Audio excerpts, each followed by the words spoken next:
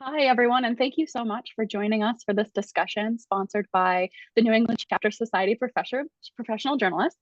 My name is Rebecca Gatto. I'm here tonight with Cenk Uygur, CEO and founder of the Young Turks. Cenk also co-founded the Justice Democrats, is the best-selling author of Justice is Coming, and was also formerly a host of MSNBC Live. So, Cenk, thank you so much for joining us tonight. No problem, Rebecca. Appreciate you having me.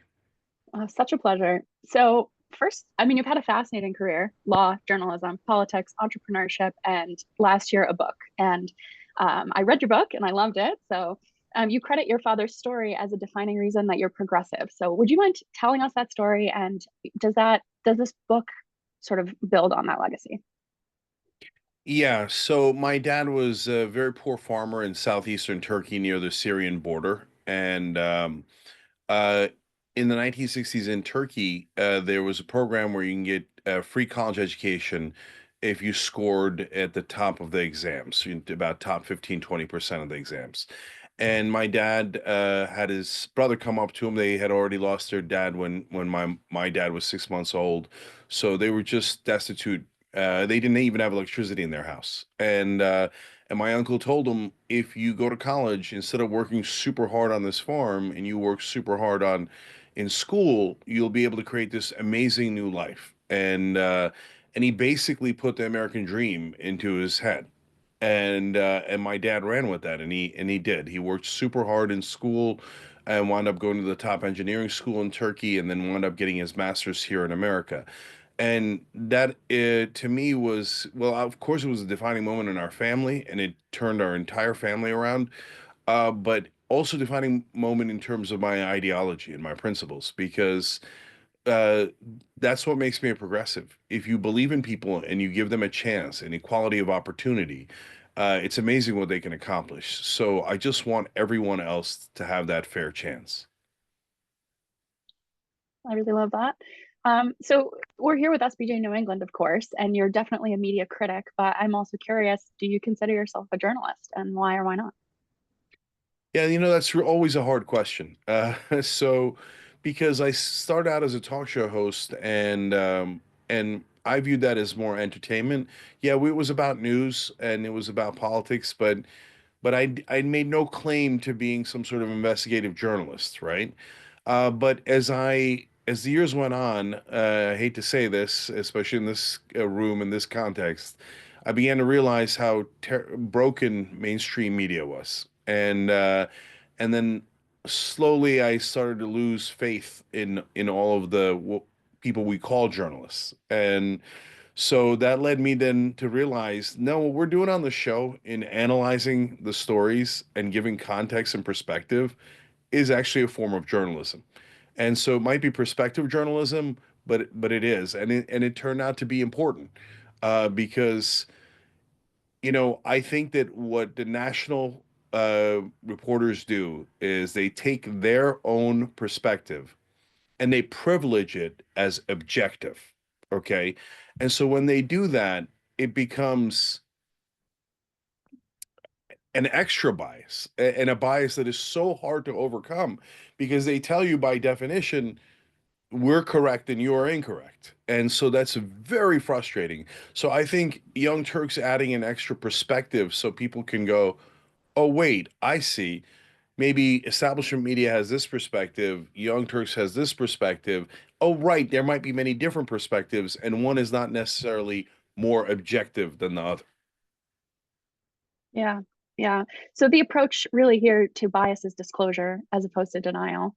So in your book, you argue that neutrality is splitting the difference between two opinions, and so necessarily that depends on what the two polar opposites are, not what the fact is. So do you think there's a place for networks that strive for not neutrality but objectivity, or do you feel like that's like automatically untrustworthy? Yeah. No, no, no. If you can actually pull off objectivity, I would love it. I would definitely love it. And we desperately need it in text for sure. AP, Reuters, Guardian. I think they all do terrific job. I think independent media outlets like The Lever and now Drop Site by Ryan Grimm and Jeremy Scahill do terrific job. And I think that they actually, I know that some will perceive some of those outlets as on the left, but I actually think they come closest to being objective. and they're not at all hesitant to criticize the Democratic Party, the Republican Party, any party, right? And so I think we're very similar to those. It's not the AP and Reuters; they're giant organizations. But I'm saying the David Sirotas and the Ryan Grimms, Ken Klippenstein. I think these are the real, strong, objective journalists of today. I think they should be a lot more celebrated than they are. And to the point that you brought up about neutrality. Um, it's an absurd you know uh thing to rely on, absurd standard, but people don't realize it's an absurd standard. They proudly brag about being neutral, like, I am neutral between the Republicans and the Democrats. And one of the things I say in the book is, what if they're both wrong? Then you're in the middle spot between two wrong positions. So it shouldn't be based on, oh, I'm being fair to both sides. Well, which sides? Those sides don't even necessarily represent the American people. You should be fair to the facts, not to the partisans. Yeah, I remember you really saying that specifically with regards to climate change. I think those sort of really scientific things where it's like, well, what's the middle? It's not worth anything. Yeah. And so, I mean, the idea that the middle is correct is by definition incorrect, because the middle of what? Right. Right? How could the middle be ahead, be correct preemptively when you don't even know what the two positions are? So Yeah. neutrality cannot possibly be the right standard. And it is very, very different than being objective. In fact, I think those are diametrically opposed in a lot of ways. And journalism never had this conversation. And look, if you want to get into why I think they never had this conversation and why it's uncomfortable and why some folks purposely conflated those two very opposed concepts, we can get into that. But they are definitely opposed because, if you say the temperature is 0 and someone says it's 100, the correct answer isn't 50. The correct answer is what the thermometer says. So if you say no, the correct answer must be the neutral answer. It must be 50. It is by definition not objective. It's like that quote about how journalists' job is to stick their head out the window and see if it's raining. Yeah, exactly. Exactly.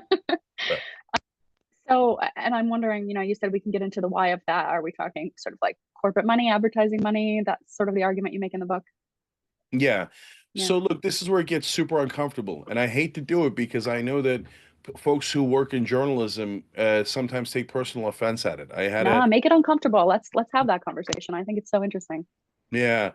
And I did a similar speech many years ago at the National Press Club, and the people who ran it got mad at me.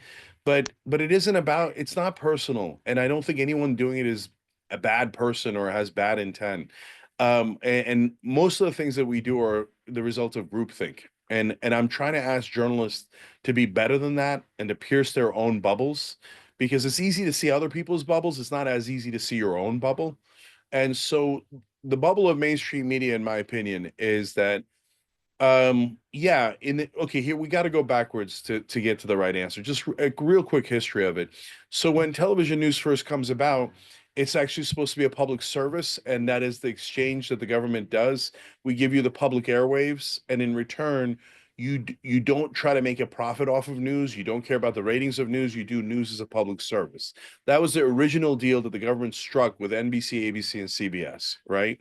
But then people forgot that they made that deal, and then news just became another profit center. And when it became a profit center, it created the issue of, well, where's the money coming from? And do you serve that money? Right now, and on an individual level, no reporter thinks I'm serving the money, or my editor told me that I've got to make sure that Raytheon is painted in a positive light here, or ExxonMobil is.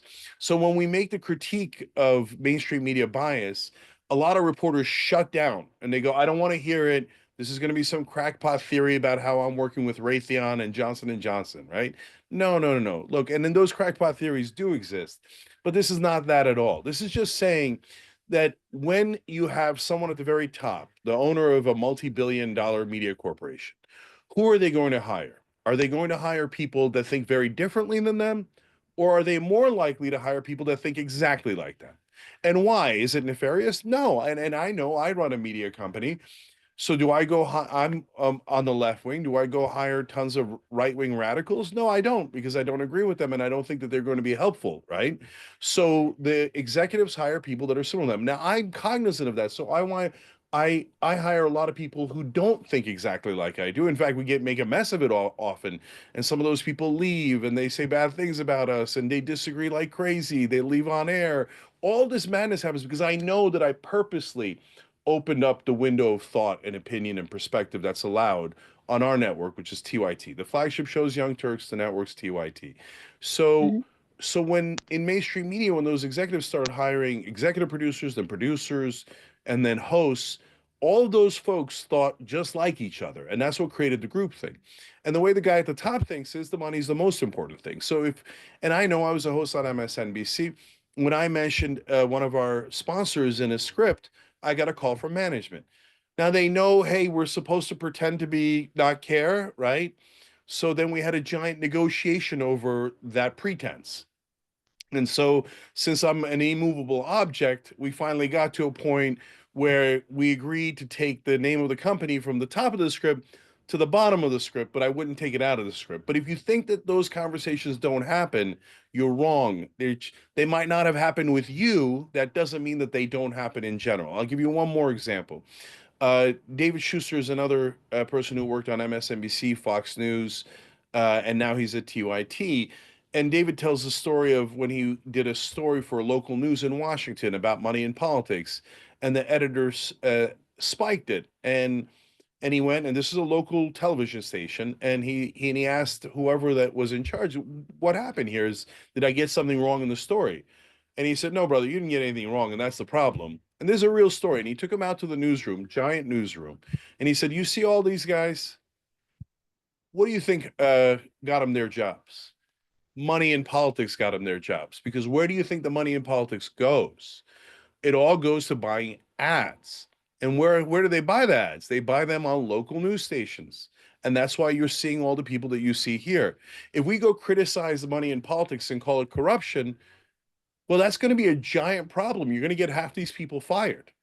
So that's pretty devastating. And again, if you never experience that, it doesn't mean that that conversation doesn't happen at higher levels than you, right? And then in my case at MSNBC, they were so over the top. They were so brazen. MSNBC's entire existence has been so brazen in being partisan, in not being objective, in supporting the advertisers. And guys, it's not just that you're supporting advertisers like if you might have heard of this old one where Archer Daniels Midland would buy $1 million of sponsorships on all of the Sunday talk shows, even though they sold nothing to consumers. And people would wonder, who is Archer Daniels Midland and why are they buying ads on ABC's This Week or Meet the Press? Well, they were buying those ads so that those stations, those shows wouldn't talk about farm subsidies. Because at the time, farm subsidies were very, very unpopular. And the minute you started talking about them, they were going to be in a lot of trouble, right? So that was to make sure they didn't talk about it. So there, all of these different layers of how money corrupts politics happens. But beyond even Archer Daniels Midland, who's the number one advertiser on mainstream media? Actually, politicians. Last cycle, they spent $17 billion into mainstream media, and this cycle, they probably spent more. It's very hard for corporate executives in any industry to say, we're not interested in 17 billion extra dollars. Yeah, I mean, I'm not familiar with that case specifically, but I think it sounds very, I mean, you said maybe that conversation hasn't, it has happened with me. I think a lot of people want to write it off as something else, but I think it happens at all levels where you have to at least be a little bit sensitive, and that's the understanding is you have to play nice.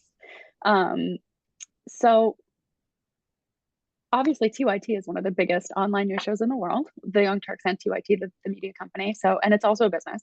And you started it in 2002 for people who don't know that, which is long before digital news was profitable or mainstream. So tell us a little bit business-wise, what was your strategy for into what it is today, and why is it still thriving? Excuse me. Thank you. Yeah, so I wrote an email to my friends in 1998 saying that I think online video is going to beat television. And the reason I thought that, among many other reasons, but the number one factor was that there's no gatekeepers online. And so I knew that the gatekeepers would constantly make wrong decisions. Here, I'll give you another example because we've been around forever. I remember being in a pitch meeting for a television show, and the very first question that the executive producer asked is, "What will Walmart think of this?" Okay, so once you've got people asking, what will Walmart think of this? That show is doomed. That's never going to be popular, right? Or popular enough to compete with shows that grow organically from the audience, backed by the audience, without gatekeepers. It's kind of a wisdom of the crowd. I went to Wharton Business School undergrad. And so as I saw it, I saw a market forming online, even when it was so nascent, where there was barely any online video. So I wanted to do that as from a business perspective, and I'm a guy who is not shy about sharing my feelings and oftentimes passionately so. So I thought, well, being a host in that venue makes sense, in that platform and that way of going forward in media. Now, what wound up happening is, as we were doing the show, we started back in 2002, as you say, and then in '05 we started online video, and that's why we're the longest running show in internet history right now. And we were also the first ever partner for YouTube, so we're the original YouTubers. And That's so, cool. thank you. And so what I realized was that people need an alternative to mainstream media because they weren't getting the real news. And so remember, starting in 2002, back as a radio show, we were the first original talk show for Sirius Satellite Radio. And we were one of only two shows nationwide at the time that were against the Iraq War. So us and Democracy Now, Amy Goodman. There's a couple of tiny little local radio shows that were against it, but we were the only two national shows for what it was worth. I mean, we were tiny as well. And so I kept thinking, what's going on here? They never proved weapons of mass destruction, and we know definitively that Iraq didn't attack us. And on the day that we invaded Iraq, 69% of Americans thought that Saddam Hussein had personally attacked us on 9/11. That is an enormous failure of the media. I mean, just an earth shattering failure that we let 7 out of 10 Americans believe that Iraq had attacked us. Of course, if I thought Iraq attacked us, I'd attack back as well. That's a very normal instinct. And so the country got lied to in mass. And if you think, well, media was an unwitting partner in that, or they got tricked into it, did they? Because the New York Times had the correct stories. And I know because I did it on air. I would go, look at this. The story on A-17 is correct. Look at them saying that there's people inside the intelligence community saying we don't have any information about their weapons of mass destruction. This is not true. Page A27, it would happen over and over again. But when you looked at the front of the New York Times, huge headlines about, the next thing we see might be a mushroom cloud, right? And it was just hyper uh, warmongering, fear mongering, exactly what Dick Cheney and George Bush wanted. And so, and look, and again, this maybe the New York Times got tricked into it. That's, we can have a conversation about what does that mean, right? And that's an interesting conversation. But as I explained in the book, back then, MSNBC was a relatively conservative network.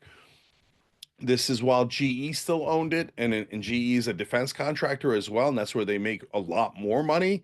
And so at the time, they fired literally everyone that was against the Iraq War. Phil Donahue was their number one host. They fired him for being against the Iraq War. Jesse Ventura, I got my issues with some of his theories, okay? But I did interview him, and he said, brother, they paid me a couple of $1 million not to do the show as soon as they found out I was against the Iraq War. And then famously, and at least famously for me, I don't know, read the book and you'll see the story. It's an amazing story. Ashley Banfield gave a brilliant speech at Kansas about how the war should be covered and how media should be more objective about what's actually happening in Iraq.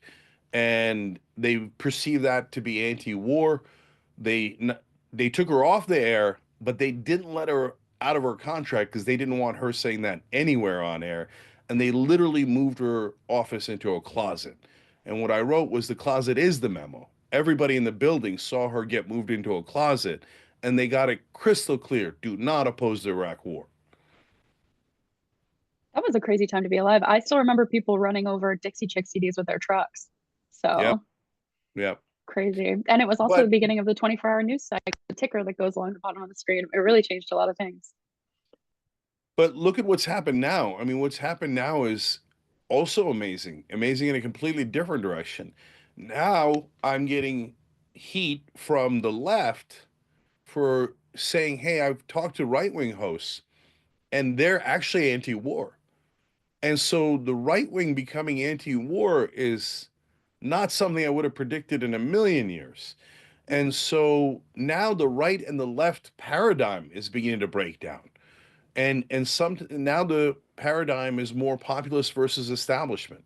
And so I'm on the populist side, and I know for a lot of folks in media that's an anathema. They view populism by definition to be something that is bad or evil. The system is considered good, outsiders are considered radicals. Think for a moment if that's objective or just your perspective, right? Now, if you could boil it down to a specific thing, hey, RFK Jr. might be an outsider, but he says this incorrect thing about the vaccine. Okay, great. No problem with that at all. But if you say the outsider position by definition is radical, but you didn't even hear the position.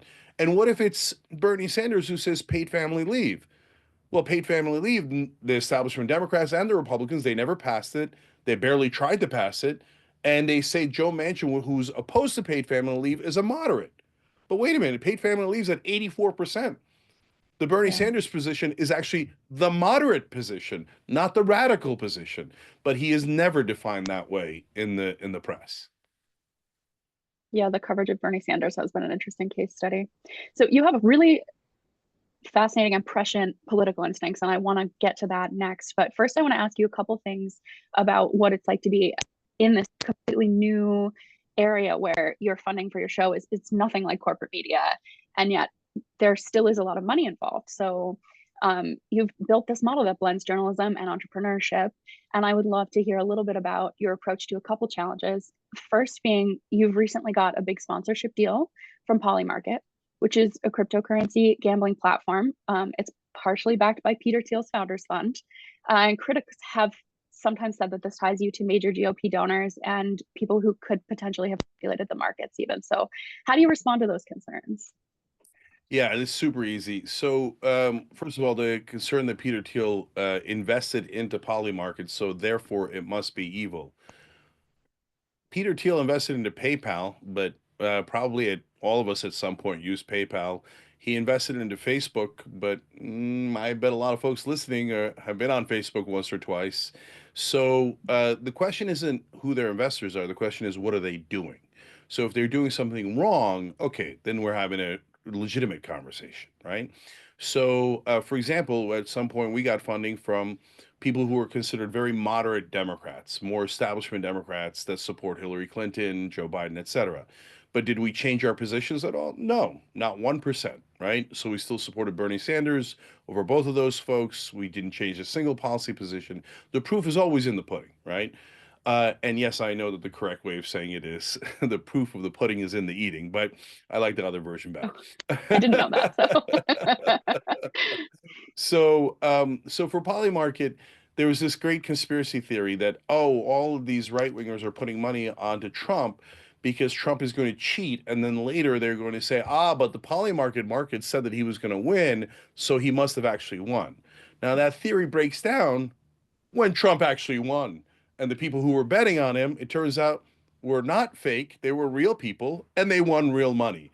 So your conspiracy theories have to actually come true for it to be a concern. But if they didn't come true, then that's a problem, right? Like, but does anybody ever retrench and go, wait a minute, I remember I said that about Polymarket. Oh, it turns out it wasn't true. I take it back. Like, I mean, this is, of course, a spectacularly extreme example, but Alex Jones kept saying that Obama was going to put everybody in FEMA camps.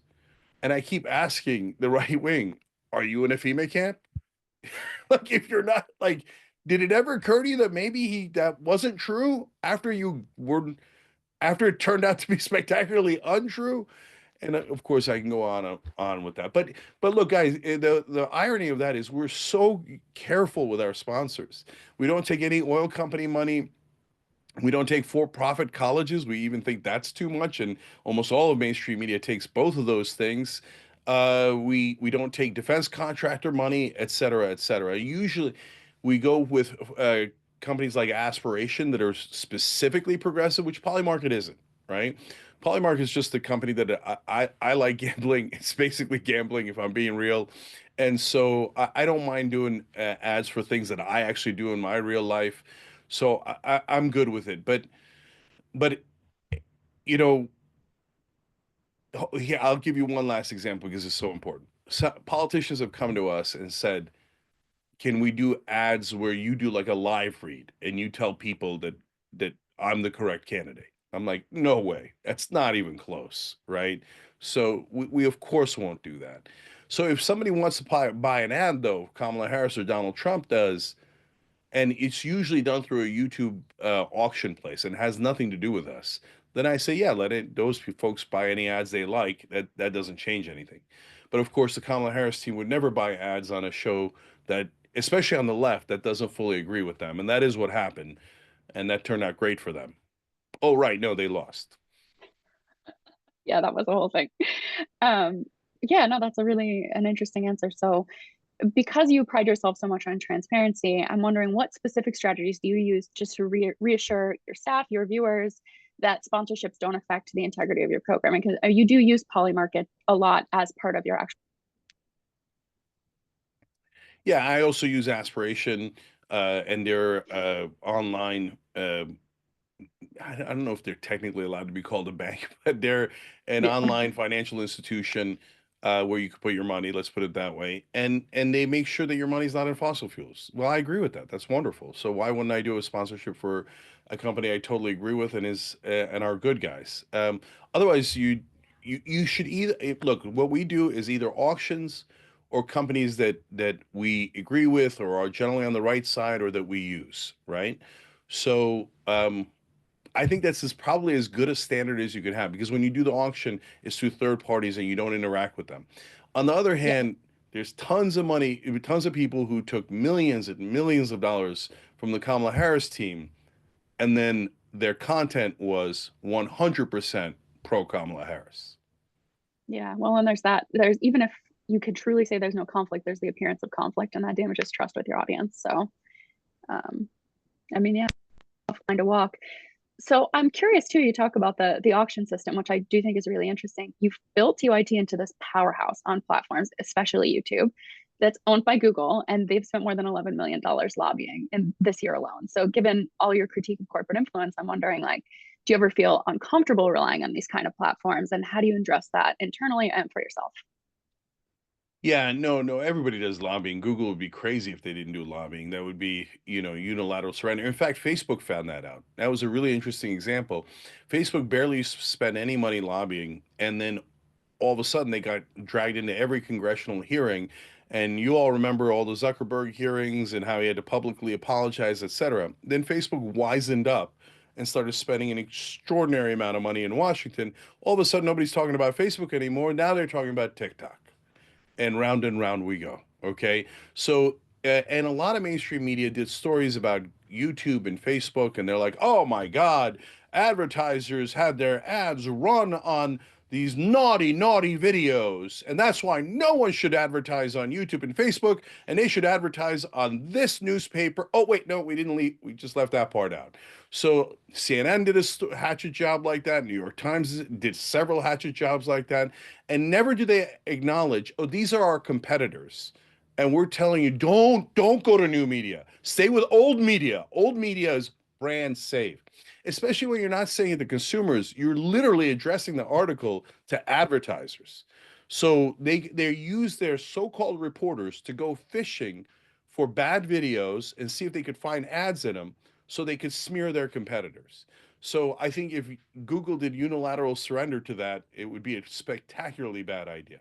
Now, having said that, am I wary of the platforms? Of course, right? And so we're not naive about it, but everybody has a different theory as to how to stay honest. Well, I don't know that everybody has a theory on how to stay honest, but we do, and I hope others do, and I know some others do. And our theory is if we're on enough platforms, then we become uncancelable. And if we're large enough and one of the platforms says, "Hey, we're not serving you anymore," they're just going to lose audience to the other platform where we still exist. So they would be pushing their own audience away if they cancel us. So our that's our way of being trying to stay above that fray. Too big to fail. Well, I mean, that would be great, and I hope so. But I'm definitely It not. seems like if you're not there, Top you've got to be close.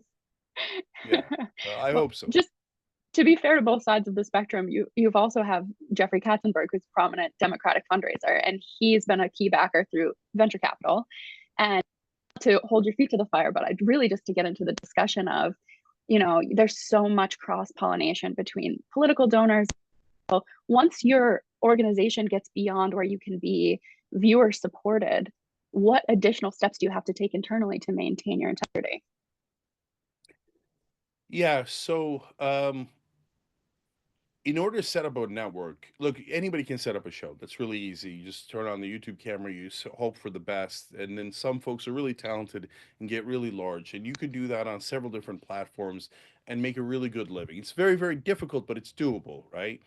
But setting up a network is something that is much more difficult because we don't just have videos on YouTube, Facebook, Snapchat, etc. We also have the shorts on TikTok and YouTube, etc. But we also have a 24-hour channel like CNN, MSNBC, etc. And that's on the fast channels, so Roku, Samsung, YouTube TV, etc.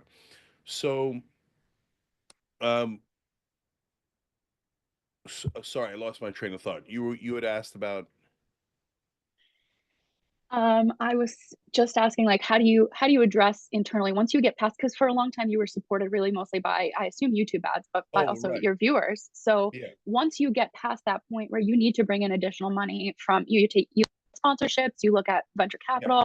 What needs to change internally where you're starting to put in those sort of checks and balances for all this new money that's coming in to support your venture? Yeah, so when sorry, that's why I was saying about our network, because when you want to set up a significant network, and right now we have 75 employees, we're hoping to grow even more soon, and we think that we're in great flux here, and I think that there's an excellent case to be made that one of us, whether it's TYT or another network online, will be larger than CNN within 2 years, 5 years, because they're clearly headed down, and we as an industry are clearly headed up.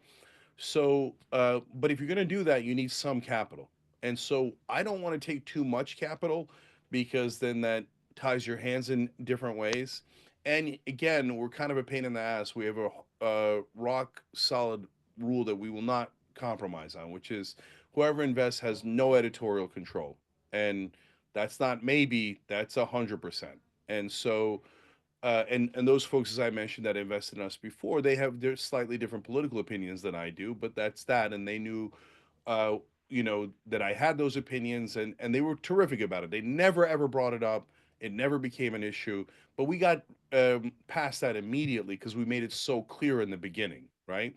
Then you take that money, you invest it in to building more programs, which then brings in more revenue through both ads and subscriptions, and you build yourself up. And once you have escape velocity, then you're a big enough network to be able to do the thing that we were talking about, be on multiple platforms, be uncancelable, and be independent enough that you really do the kind of programming that you love.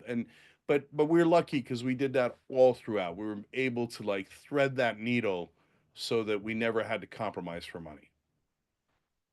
So you said you don't want to touch capital. How will you know when you're approaching the too much? Because the bigger your audience gets, the more people are going to want a piece of it. Yeah. So it's all in how you structure the deals, honestly. And so if you insist on absolutely no editorial control and you insist on a couple of rules internally that are important, then it creates an actual firewall, not a, a hopeful one, a theoretical or a hypothetical one, but one that's written down in your contract as a firewall. And I think that's the right way to do it. If you Mm, could, so that way you could take more money as long as you have those same exact rules. But then you get into the business end of it. How much equity do you want to give away? We think we have a super promising business, so the people that are already in want to keep as much of it as possible, given the trajectory that's going up. yeah. Thank you. You answered those really, really thoroughly and you being opening to answering them. So now I really want to get into your political instincts. So three political campaigns, two PACs, one split with the Justice Democrats. What have you learned in all these years of this very intensive involvement with the American political process, and what has surprised you about it? Well, I mean, the number one lesson is almost all of politics is corrupt. And so that's a thing that when I say it in Washington, it's not just politicians, but it's reporters who get mad at me. And I hope I don't get that reaction here, but I am used to it. And so no, those people do not have real ideological debates and discussions, and they don't. I've never seen Lindsey Graham say, "Oh, Senator Coons from Delaware made a brilliant point. I changed my mind." It's never happened. It's never going to happen, and it's not because they already came in with ideologically rigid ideas. No, they are paid for their positions. So I can give you thousands of examples, but let's just go to a meta study. Northwestern and Princeton did a meta study a couple of years back. It got a little bit of news, but then everybody forgot it instantly. They studied 20 years of legislation, 1,800 different bills, and this is pre-Citizens United. And this is what I explained in the book. In 1976 and 78, the Supreme Court changed the rules to allow for what I think is very literally legalized bribery. Millions into campaign contributions, and eventually that became billions. Now we're bordering on trillions, and that's all, in my opinion, legalized bribery, corruption, and so that led to a system that the researchers at Northwestern and Princeton concluded the top 10% have a significant impact on policy. It's not 100%; it's about 45% of the time they get what they want. How about the bottom 90%? The bottom 90% of Americans have absolutely no effect on policy, zero. So that means democracy died decades ago, and the rest is just theater. And so you can name a bill, and I'll tell you every single time who's going to win ahead of time, and we do that on the show. And if you think, oh, there's no way you know that, that's what are you, Nostradamus? No, no, no, guys, it's super easy, and you already know what the rule is because it's supposed to be the number one rule in journalism: follow the money. And I can show you whichever side has more money wins. I say almost every time in case someone finds an instance where it didn't win, but it hasn't happened yet. Money wins every time. Even when you think, oh, it wasn't the money. Oh, well, look, for example, I'm on the left. And so we won on gay marriage equality. We were fighting for gay marriage equality for our entire existence, right? And so the good guys won on that. Yeah, but that's because we had more money in that case than they did. It doesn't mean our policy position is wrong. I think our policy position is correct, but we didn't win because we had the correct position. We won because we had more money. You want to go to the infrastructure bill that Biden passed? I could tell you the same exact thing. I could show you the donors, the construction companies, the unions, et cetera, that benefit from it. Again, it's not a bad bill, but that's not the primary reason that it was passed. And I'm taking the best case scenario for them. If you get into any other bill, it's so obvious and brazen. Like we can't negotiate drug prices. I mean, that's preposterous. No other country on earth has that. That's the most anti-free market, anti-capitalist thing you could possibly imagine. And then Republicans who are so-called capitalists are the ones that push it through. Democrats pretend to fight against it and never actually do. To be fair, Joe Biden did it for one drug and he says eventually 10 drugs. But again, guys, if you think that that's actual reform, that means tens of thousands of drugs will we won't be able to negotiate the drug prices on for another 10 years. No, the 10 drugs that Biden theoretically did are a fig leaf to cover up all of the other drugs not being negotiated. So it's a little press, is a release valve to take some of the pressure off. Hey, we did it for insulin. Everybody was going nuts over insulin. And now you won't question us anymore. In fact, you'll say we're historic. We did historic reform because we negotiated drug prices on one or wow, 10 drugs eventually. So no, it's all the money. Yeah, it can be tough to thread the needle on that, the cynicism of it all when you look at it. And I thought that meta study was interesting and the book was really well footnoted. So I'll make sure that we can include that in the description on the YouTube video if that's where people happen to be watching this. But so I'm getting a couple of questions in the chat. So I'm going to ask you one more of mine and then I'll swing over to what some of our watchers are asking. But I'm really curious because you've been really on this sort of right wing listening tour. And you said before that even conservatives are left wing, but they just don't know it. So I'm wondering if you can sort of draw me the Venn diagram of the left progressives and the right progressives as you see it. So again, we're very honest to a fault about everyone, including our side. And so we often cost ourselves our own audience members who get upset at us, and we cost ourselves money in terms of subscription. For example, when I criticized Obama from the left, we lost a bunch of paying members. When I said Biden was too old, we lost a bunch of paying members. So this happens time and time again, but we understand the concept of audience capture and we try really hard to avoid it. We're trying to be as objective as we can. So we now have a significant problem on the left, in my opinion. And what that is we think just talking to the other side is evil. And if anyone talks to the other side, well, the other side is all racist. This is literally charges that have been leveled against me within the last week. And since the entirety of the right wing is racist, if you talk to them, you must also be racist. Well, we're never going to run a country this way. This is crazy. And so what the right does is if you agree with them a little bit, they invite you in right away. So for example, I'm anti-war and anti-corruption, and the right-wing populists are anti-war and anti-corruption. So the minute they hear me say that, they go, oh, welcome, brother, you're MAGA. They didn't even hear my other points, and I'm not MAGA, but they were welcoming. They said, come right in, right? The minute that a left winger hears that I think crime is real, that the entire state of California didn't imagine it, and I could actually show it to you in the statistics that crime rose between 2019 and 2023, the far left says, no, that's it. We hate you. You're a right winger. We reject you. Leave, leave, leave. So that's the far left. But the establishment does it even more. Marianne Williamson, you're not going to run a real primary. Dean Phillips, get out of here.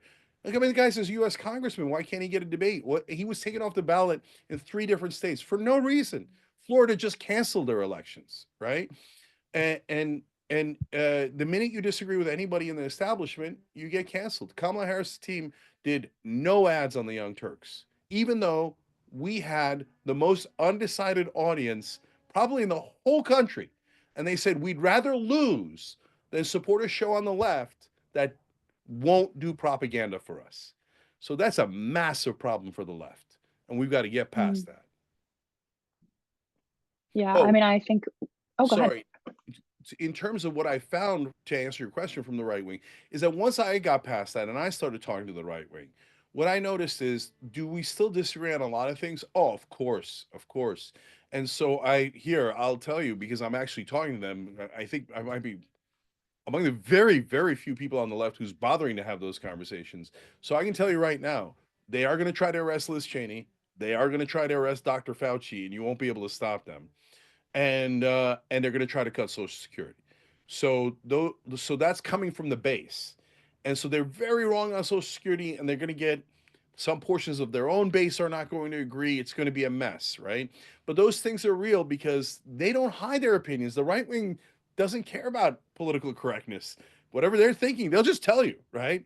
So when they have said over and over again that they're anti-war, people don't believe them because the Republican Party has never been anti-war. It's always been pro-war. But this ain't your father's Republican Party. They're not getting the populist revolt that is happening right now. They are genuinely anti-war. And unfortunately, they are anti-corruption. They think they're anti-corruption, but they haven't really fully solved it yet because their leader is Donald Trump, who knows a thing or two about corruption, right? So it's okay to talk. It's okay to find out where they stand, even if you don't agree with them. And then you might be surprised to find out that you do. And here, last example I'll give is paid family leave.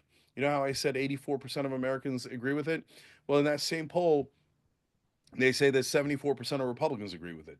Went on two different shows. One of them had actually I went on a dozen shows, talked about paid family leave.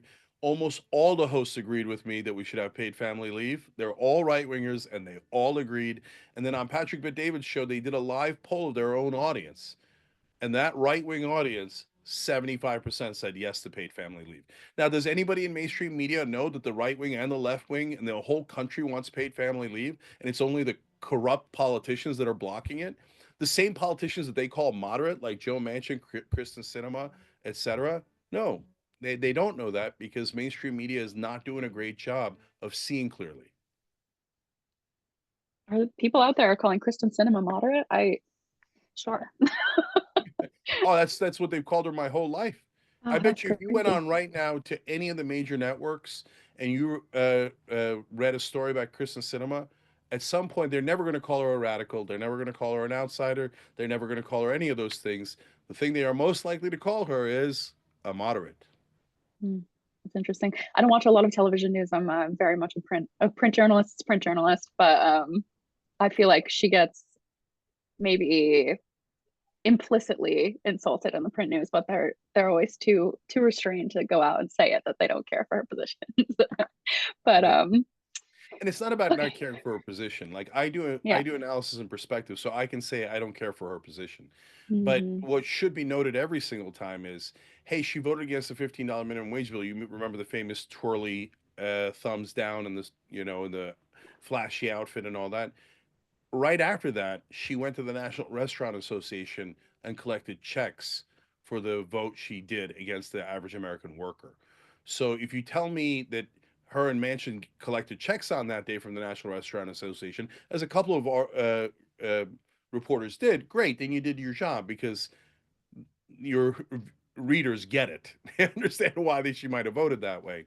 But when almost all of the national guys never ever talk about money and the donors when they're talking about legislation, well, you're implicitly, and I hate to say this, and I know people don't mean to, but you're implicitly lying to your audience because the real thing that's deciding it is the money. And if you never mention the money, then you've set up a theater that isn't even close to true. Hmm. Yeah. Do you think it's too complicated? You've said sometimes that news anchors are more like news actors. Do you think when you have that short form, it sort of just makes it too complicated to even address the issue, and then we lose that conversation? So some on the left and certainly on the right think that the people that work in mainstream media, especially the high paid news anchors on cable, are evil. I don't. I've met them. They're not evil. Um, they're normal people. They just have a different perspective because they live in a different bubble.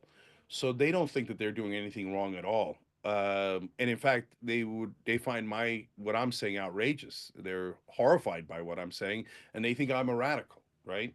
Because in their bubble, I am a radical. I am an outsider, and in their bubble, saying that Joe Manchin is a moderate is and Joe Lieberman was a moderate, et cetera, is perfectly normal, and they think it's just crazy not to consider them moderates. They're like, what do you mean? He's from West Virginia, but he's a Democrat. That proves it. No, it doesn't prove it. Look at his policy positions. His policy positions are almost always the radical corporate position that is way outside the mainstream of Americans, but he's never characterized that way. But they don't do it out of bad intent. They do it because they're in a different bubble. Yeah. No, I mean, I think that's a good distinction to make, but also functionally the outcome's the same, right? So what do we do about that? So that's the $1 million question. So Well, I you have a set up question in the your own. chat. Oh, Yeah, sorry. real quick, the answer to that is you set up your own network and defeat them. I Yeah, absolutely.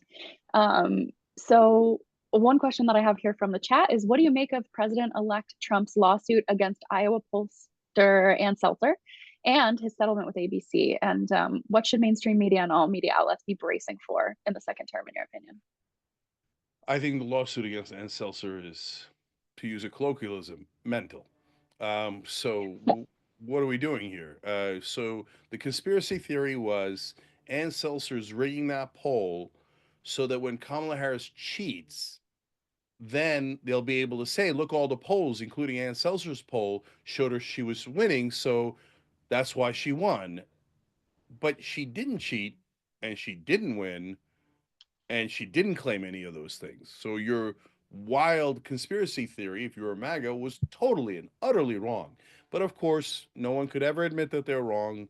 So no, they were going to cheat. And in fact, a lot of people say this. They said they did cheat, but it was too big to rig.